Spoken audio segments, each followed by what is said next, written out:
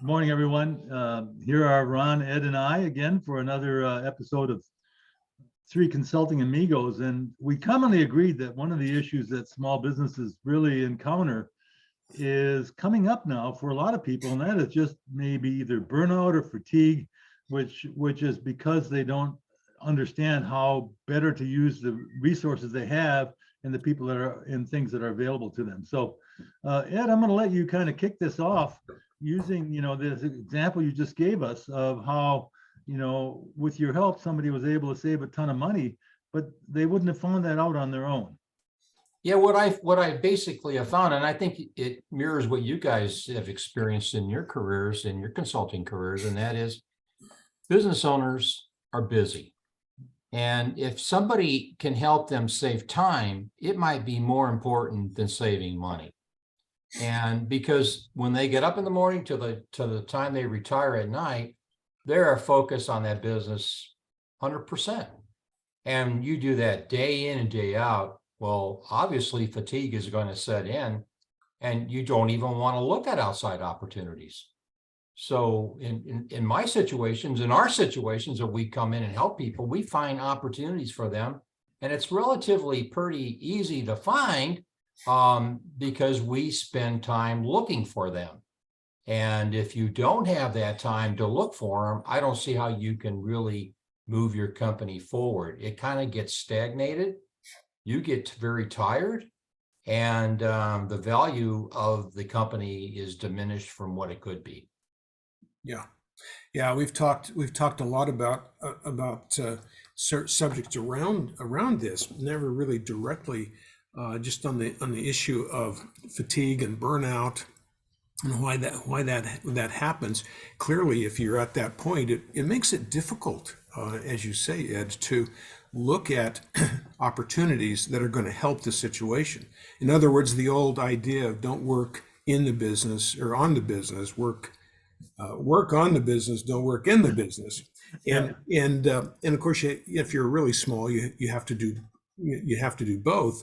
And many times today, a lot of folks that are sort of in the gig worker or the small business side, maybe one or two employees, they're the producer, and they don't really have time to be the manager and to think ahead about where they're going and what they're going to do. So I mean, that's maybe a little bit kind of a business, but I'm thinking too that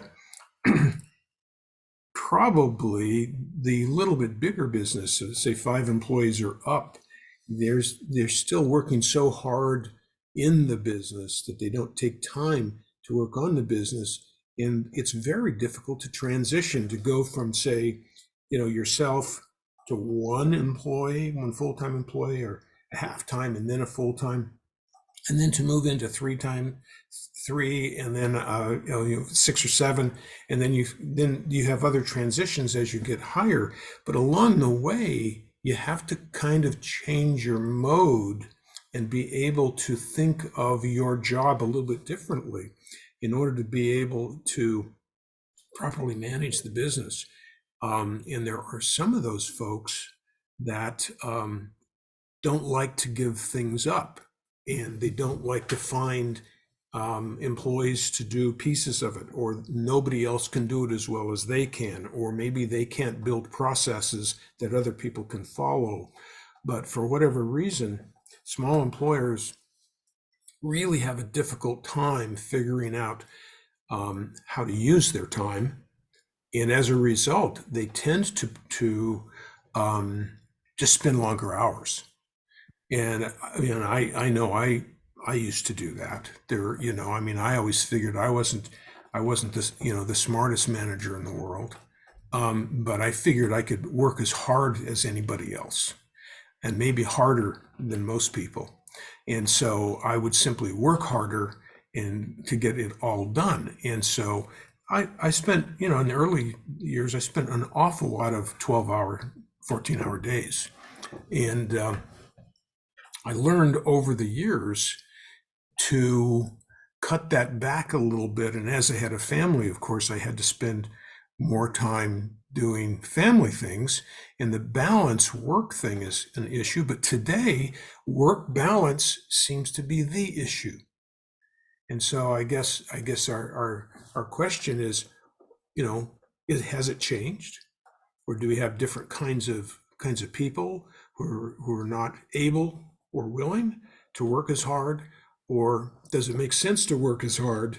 I mean, where are the problems lie? I tend to think it has to do a lot with organization and priorities. So what do you guys think? Well, I used to come into work at 5:30 in the morning, and I would work solid through my lunch, no breaks. And I'd go home at 7 o'clock. Mm-hmm. And how effective could I really be under that type of a schedule? You Yeah. think and everything, I was doing all this work I had to get done, and there's deadlines. How much time did I really have to think about how to make the business better? Yeah. And of course, anybody that ran into me during this period of time where I'm so focused and working so hard, I can't imagine it being a pleasurable experience because your patience, as you become fatigued, your patience goes down. Yeah. Well, that is certainly true. Right. And I think it has something to do with the kind of job that you do too. I mean, when I was first in the retail business, my very first years were spent literally on the floor. I couldn't, I was not able to hire my first employee for 6 or 7 months. So I was open 6 days a week. However, because traffic was low, I was able to do the bookwork stuff during the day because there was no one in the store except Right. me. So, that's kind of the way that worked out. But as things got going and, I started opening more and more stores, pretty soon, with 7 stores opened up, it was a whole different thing. I was still working like crazy, but I wasn't on the floor anymore. Right. And I did take the attitude that I had to spend a lot of time training people because there was a lot of turnover. And so, I learned to transition. But even so, for many years, it was constant. And one of the things that gets in the way is people, when you become successful, people want your time. Oh, yes, that's true. And it's very difficult to be able to manage that.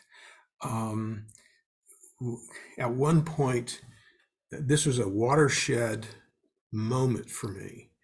I decided I was going to keep track of the amount of time I spent on the phone and with people who were coming in asking for donations. And on that particular day, it was a little bit higher than normal, but the count got up to 23 in one day. Oh my goodness. So I was taking phone calls from, people wanted merchandise. They wanted, a zillion things. Once you have a high profile, everybody wants a piece. And everybody thinks that you've got, unlimited amounts of time and money to give. When in fact, it's exactly the opposite of that, because you're growing and your business has sucked up all of the cash and you really don't have, that kind of time or money because you're trying to support the business. And now you've got 10, 15, 20 employees. As a result of that particular day, I was so shocked that I just simply put a new rule in place.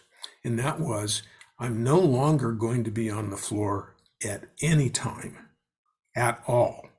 That I was only going to be an office guy, and that all of the managers in all of the stores were to take notes and to never, ever, ever pass a call to me.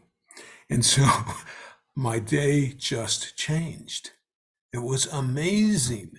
Now, at first, people didn't really like it because it's like, oh, that Ron Burgess guy won't take a call from me, physically, I just could not handle any more contacts. It was just impossible to do that. Well, So the only people who got through were vendors.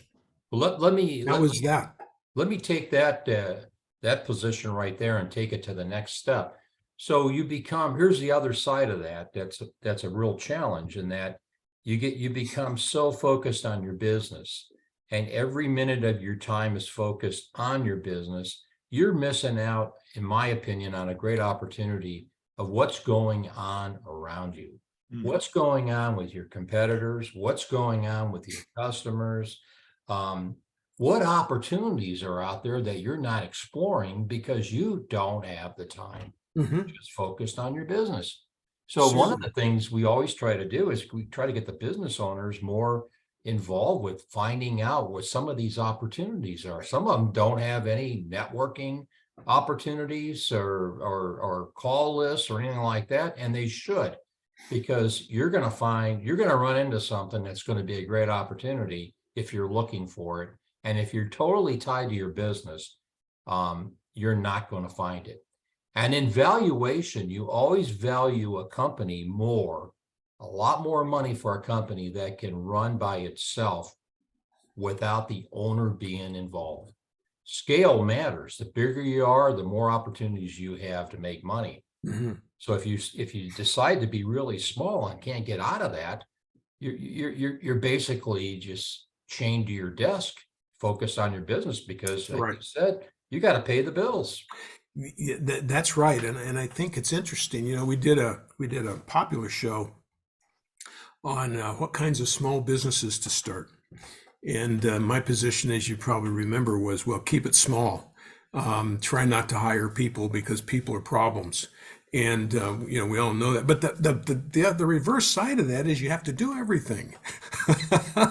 So how do you keep it small and have the time to really do the things you've talked about and suggested, grow the business? It's very, very difficult to do, and so time management certainly is a part of that. And that's kind of what happened when I had this revelation, is that I just had to take control of my time, and it really didn't matter what, you know, I mean, you try to be nice about it, but you just cannot allow everybody to steal your time from you. You must allocate a certain amount of time, effort, and priority in order to be able to get everything done. That's important because people will take time from you that is not important to your business, not important to your employees. And they many times will do it with the promise of being a good customer. That's the sort of backhanded thing there. It's like, gee, you know, we do a lot of shopping here, and therefore we'd like you to give us a donation for such and such and such and such. It's like, oh my gosh, you know, how do I really control this? So, you know, the time management becomes just a huge matter. And therefore, you have to figure out what your priorities are so that you can spend some of that time on these, I guess we'll call them outside activities, looking sort of outside of yourself, outside of your business for the kinds of opportunities that you need. But the point I wanted to kind of bring up and kind of leapfrog on is that when we do our planning, for those who do planning, do you plan to be a certain size so that it can be managed properly? That's a great question. Well, I You know, think, you've raised you always raise the market as being the number one priority. Do you have a niche in the market? Mhm. Well, I think the next question, and I think you hit out another brilliant idea. What size should the business be? Mhm. And how are you going to get it to the size that you want? Because I don't think anybody wants to go in and work 14, 15 hours a day, every day for the rest of their lives. There's got to be another option. And Yeah, how I do you mean, get out of that routine? part of going into business is not having to do that. well, yeah. And That's right. I think that's the bitterest irony of people who start their own business saying they want to have financial independence and freedom. And then they find themselves captive of a business. Yeah. You know, and as you both have pointed out, they don't have the wherewithal or the intellectual or time capacity to be able to remove themselves from it so they can actually grow a business. Instead, they just keep, you know, it's like they're like hamsters. Mhm. Yes. And it's really kind of tragic. And as Ed, you've already pointed out, as soon as a business runs without them, it almost doubles in value. So, because no investor is going to buy, oh, you mean I get a job for $40,000 a year that takes 12 hours a day? Yeah. What a deal that is. Yeah, I just reduced my hourly wages right there. Yeah, right, exactly. But it's easy for us on the outside to say this, but since we've all been there, we know that unless something changes, it's that old adage, doing the same thing over and over and expecting different results is not the answer. Let me raise this question to you guys. I've always, I try to add value as a CFO, but really, I think maybe what I should be focused on, or we should be focused on, is providing coaching advice to business owners, because that's kind of where that's what they need, is advice, and from experience and looking at other companies, to get them out of this normal routine and give them a vision of what it could be like if they change their approach. Mm-hmm. Well, I think one of the challenges we face, and we've all heard this, what do you think you know about our business? You don't know anything about our business, as though the entire focus is making a widget, when we're really talking about, no, it's about how you manage and grow it, which are two very distinctly different things. And it's so hard to get somebody who's completely immersed in their business to understand that. Well, people, business owners, a lot of people, and when they're looking for people to fill jobs or looking for knowledge on a certain process, is that really the most important thing? In my opinion, it's not. I think it's having somebody come in with an open mind, who's smart, ambitious, who can help the business owner with strategic planning and adding value to the company. That's more important than knowing how to make a widget. You can learn how to make a widget. You can really get involved and educate yourself pretty quickly. But it's that other part that you bring to the party that somebody else isn't, and they're not even looking for that person. They're looking for somebody with specific experience in a certain part of the business. Yeah, you bring up a really good point, Ed. I don't think there are consultants who can be found that will help you build your product better. Certainly, fine. But I think we're talking more about the management side of business, and that is that management is not that much different from business to business. Yeah. The way that you manage people, kind of the same thing. The way that you manage money, pretty much the same. Only the product and the service that you offer is really so substantially different that it would be say a distinguishing factor that would keep somebody from having help from the management perspective. And so bringing in new ideas, that in the case of somebody who's fatigued, overworked, what they need are ideas on how to release some of the things that they're doing. Absolutely. Not how to do more, or more efficient ways to gain more time so that they can begin to work on their business instead of in their business. So this transition is something that is very similar from one business to the next. Yeah. And so I think that's maybe the answer to the question is well, no, actually the way a business is run is very similar across industries and across products. And so that's what we want to do, is we want to really help you understand how to get out of this rat trap and get off of that wheel where you're running around in a circle all of the time. That I think is something that experience brings. Was having a conversation with someone we all know recently, who's excited about the opportunity to do this new thing, because they had a friend who had a little project, and because he had the expertise and know-how, the technical expertise, and he'd always wanted to do a project like that. And so he had kind of taken a day and decided to work with them on this. There's a video aspect to it and so forth. And it turned out that doing the project didn't take a day, it took 3 days. Well, so now here's this guy who is hoping to help a friend who has a business to run.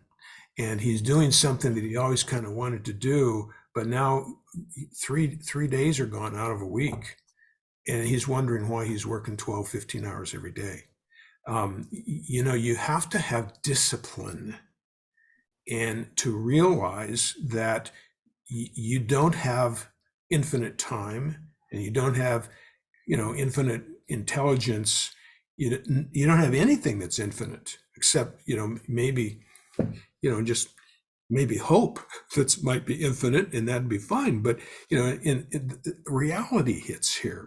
And it's important for business owners to kind of check on that reality from time to time to determine if they have properly allocated their time to the right things in order to move their business to. One of the things that comes to mind in this is that, while we're all familiar with the cost benefit analysis, we don't really apply it to the things that we're talking about here.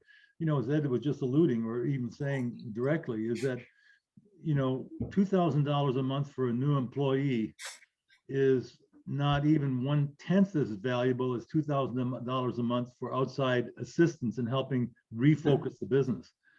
And yet, they'll say, I can't afford to hire you guys because basically I got to get this new employee. Well, the truth of the matter is, again, if they don't change that mindset, it'll be just one employee after another. So it'll be a turnover event as opposed to a growth event. And it's hard. But as we know, I've had too many occasions in which people who we've tried to approach have said, no, I've had a consultant in here, he made a mess of my business. Or I had a consultant, you see that workbook up there, paid $40,000 for that. So thank you very much. And so, we've been the victim of many people on the outside who really take advantage of companies as opposed to helping them along. I have a meeting coming up with a pretty large company down in San Diego. And one of the things we're going to talk about is ways to make their company more profitable, ways that they can plan better for the next transition. This is a pretty progressive company to be able to realize they need to look at these types of things for them to move on. Mm-hmm. And unfortunately, a lot of businesses, they only look at, okay, it's going to cost me $1,000 right now to pay somebody who could save me $100,000 in 2 years. They don't get it. They're not interested. They're entrepreneurs, but they're not interested in making that investment, which blows me away. Right. Yeah, some entrepreneurs, especially the smaller ones, and especially the new ones, kind of have a made here at home kind of attitude. They don't, and I think I did too. I mean, I wanted to do everything. I built the first 3 stores myself. I mean, I did the carpenter work. I did. Of course, you couldn't do that anymore; it'd be illegal. But I literally did it myself. Yeah. Well, I didn't have enough money to hire people to come in and do some of that stuff. So here I was. I mean, literally working until 11, 12, sometimes 1 o'clock in the morning, and to try and get things done and be ready to open the store. I mean, literally, it was crazy. Now you have to get past certain thresholds. You have X amount of money, you've got to meet certain kinds of timelines, you've got to have, enough stuff to sell. All of the things that go in have to be there. But I think what I learned is over the years, I got beat up so badly that I learned that my understanding of time was not very good. Everything took twice as long as I expected. There were twice as many interruptions as I expected. It took twice as much money as I expected. And so eventually you get beat up enough times, you begin to adjust that and you kind of learn how to do it a little bit better. And I think in my latter quarter of my life, I did a lot better at that. I got pretty good at time management and understanding what things take. I'm kind of a slow learner. I only took Well, 25% of and I my. think the truth is we all are, and sadly, as we know, 80% of all businesses fail in the first 5 years. So it's not through lack of hard work. It's through a lack of understanding of what it takes and not being able. I think too many people, myself included, got into business thinking this is just going to be a cakewalk. Yeah. And never realized, or this need to be independent, and I'm not reporting to the man anymore, whatever that is, whatever motivates. And I think we've talked about that, Ron. As a rule, business people are pretty independent folks. Yes. And so they don't really need Ed's advice or my advice or your advice, or else, look, that's why I got into business. So leave me alone. And I then think, in fact, they are alone. And then finally, they're they alone. end up, wondering what happened when they go and get another job. I think there's too much focus on the income statement, and there's not enough focus on the balance sheet. And I think most small companies are undercapitalized. Mm, They don't have the money in case there's a problem to get around it. So they have to continue to work harder and harder and harder rather than looking for ways to be able to turn that work into cash quicker. That's never one of the things they focus on. They focus on the revenue, they focus on the expense, but they don't focus on the working capital. And a lot of businesses, you do all this work over 6 months and you don't get paid. You don't get the bill until 6 months later. And then you got to wait 2 to 3 months to collect your money. And it's really hard. And if you're trying to grow your business, it makes it even worse because you don't have the capital to grow. I think what you're saying there is really important and maybe a key takeaway of our time today. And of course, you always have a way of bringing it back to numbers and financial reports, which is really terrific. But I think the really important part here is that kind of another way to state it is that if you're looking at the long-term value, which is reported on the balance sheet, you have a better tendency maybe to focus on where that value is coming from and therefore how much time and effort and money to expend on that versus the income statement, which is only measuring the current period. right. And so that's one's a snapshot and the other's a movie. And so I think that's a brilliant point, that to think in terms of how can I increase my cash on the balance sheet? How can I increase my other assets, my inventory, my fixed assets? How can I increase the overall value, which will increase the value of my business? Maybe I should be spending my time working on balance sheet issues more than income issues. And I think that's what you're saying there. And I think that's a brilliant notion.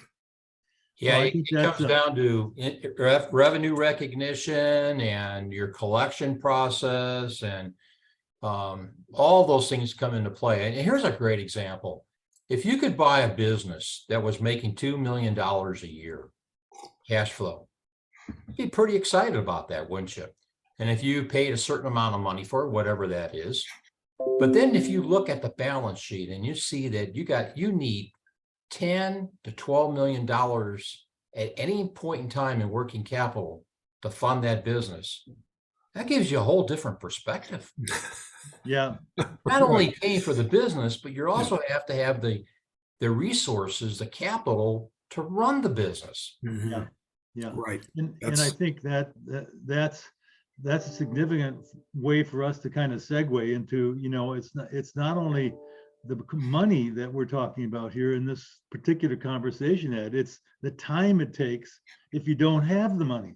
Exactly. So you want to do everything. You're going to clean up at night. You're You're going to empty the trash cans. And in reality, that's not where you add value. Yeah. No, Yeah, that's a good point. Nobody, somehow you didn't think to train anybody, or you didn't make it part of their job description to empty the trash. Yeah. And therefore you just go, oh, well, here I am, and I guess I'll empty the trash. Why? Because I'm a hard worker and I know it needs to happen. And gee, it's always me. Well, it's like, poor you, poor stupid you. Your Right. job was to teach somebody to do things that don't add value to the business. Yeah. And So just think, that's where yeah. you really are. When you take that trash out, think of yourself as, I'm really wasting time, and this was a very stupid thing for me to get to the point to where I'm emptying the trash. Right. Absolutely. You could Yeah. be thinking of an idea or an improvement that could be making a couple $100,000. That's right. Instead, And you're I, for saving one, what, am $10 gonna, an hour or whatever it is to empty the trash. and I've decided right now I'm going to train my wife to take the trash out. That's a slippery slope. Yeah, really. Be careful guys- with that one. Well, guys, with that, we don't want to over fatigue our audience, and I wanted to wish all of us here a Merry Christmas. And are we going to go ahead and meet next week, Ron, or are we going to take a It's break? it's on the calendar. So All right, let's do it. It'll be a good way to segue into the new year. sounds Merry good. Christmas. All right. Merry See you. Christmas, everyone.